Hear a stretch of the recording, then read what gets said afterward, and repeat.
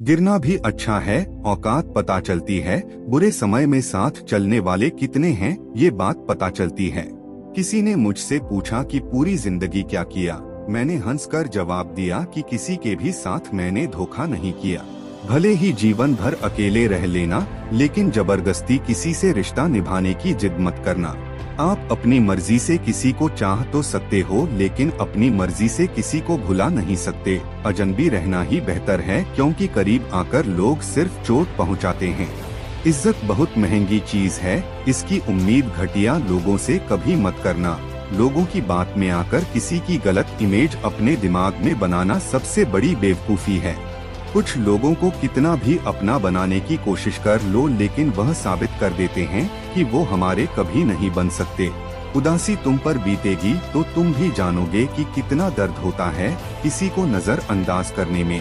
सबसे ज्यादा दर्द कब होता है, जब आपको यह पता चलता है कि आप किसी के द्वारा इस्तेमाल किए जा रहे थे, और जिस पर आपने सबसे ज्यादा भरोसा किया उसने हमेशा आपसे झूठ बोला।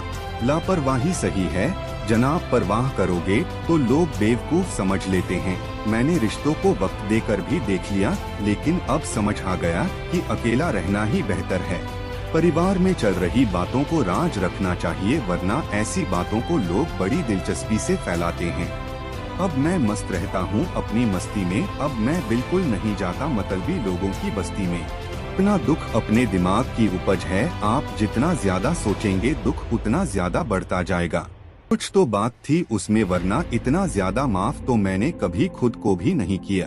इस दुनिया के तो हजार मुंह है, अगर सबकी सुनते रहोगे तो जिंदगी में कुछ नहीं कर पाओगे। जो लोग सामने जिक्र तक नहीं करते, अंदर ही अंदर बहुत फिक्र करते हैं। हम जिसकी जितनी फिक्र करते हैं ना, अक्सर वही लोग हमें सबसे ज्यादा दुख देते हैं।